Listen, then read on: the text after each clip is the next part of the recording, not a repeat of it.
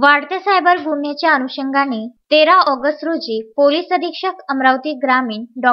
हरिबालाजी N यांच्या मार्गदर्शनाखाली police निरीक्षक तपन कोल्हे, पोलीस उपनिरीक्षक वीरेंद्र चौबे, पोलीस उपनिरीक्षक कुरई, पोलीस उपनिरीक्षक कडू, पोलीस कर्मचारी अमोल वाढोणकर, पोलीस हवालदार Shaikh Muzaffar, police Naik Sunil Dhurve, police constable Sandeep Jugnake यांनी पोलीस स्टेशन नांदगाव खंडेश्वर हद्दीतील बस स्टँड परिसरामध्ये सायबर क्राईम गुन्हा संबंधित जनजागृती करून व्हिडिओ चित्रीकरण करण्यात आले। यावेळी परिसरातील नागरिकांनी व प्रवाशांनी सायबर गुन्हे कसे घडतात व ते कसे थांबविता येईल याबाबत चित्रीकरणाच्या माध्यमातून पाहण्यासाठी नागरिकांची गर्दी मोठ्या प्रमाणात झाली होती।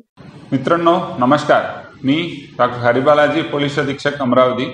अलीकडे समाजात सायबर गुन्ह्याच्या घटना मोठ्या प्रमाणात घडत असल्याने आमच्या निदर्शनात येत आहे।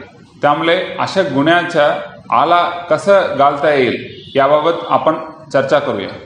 इंटरनेट आणि सोशल मीडियाने आपल्या दैनंदिन जीवनात मोठ्या प्रमाणात आक्रमण केले आहे। इंटरनेटद्वारे केले जाणारे गैरवापर सायबर क्राईम म्हटले जाते। तेव्हा अशा ऑनलाईन गुन्हेगारीपासून आपण सावध राहिले पाहिजे। मोबाईलवर अनावश्यक कॉल, मेसेज, लिंक येतात। नेट बँकिंग अकाउंट असेल तर त्याचा पासवर्ड, ID हॅक होतात। हे सर्व प्रकार सायबर गुन्ह्याचे मध्ये मोडतात। मित्रांनो, सोशल मीडियाचा वापर करताना पुढील प्रमाणे काळजी घेणे आवश्यक आहे।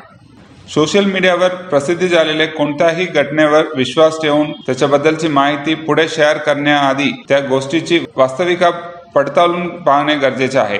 सायबर सेलकडे येणाऱ्या तक्रारीमध्ये प्रामुख्याने फेसबुकवर बनावट अकाउंट तयार करणे, फेसबुक, व्हॉट्सअप ॲपवरून अश्लील संदेश पाठवणे, मुलींच्या फोटोवर गैरवापर करणे, समाजात तेढ निर्माण होईल असा मेसेज टाकणे, बदनामीकारक मेसेज किंवा फोटो पोस्ट करणे, फेसबुकचे अकाउंट हॅक करून खंडणी उकळणे असा प्रकार मोठ्या प्रमाणात घडत आहे।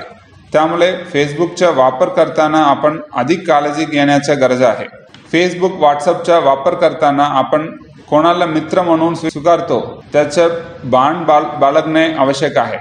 अनोळखी व्यक्तीची फ्रेंड रिक्वेस्ट एक्सेप्ट करू नये। फेसबुक, व्हॉट्सअपवर सामाजिक, राजकीय विषयावर मते प्रदर्शित करताना कोणाच्या भावना दुखवणार नाही याची काळजी घ्यावी। तरुणांनी सोशल मीडियावर त्यांचा फोटो व वैयक्तिक माहिती शेअर करू नये। अलीकडे ऑनलाईन फसवणुकीच्या घटना सुद्धा मोठ्या प्रमाणात घडत असून अशा घटना टाळण्यासाठी पुढील प्रमाणे काळजी घेणे आवश्यक आहे।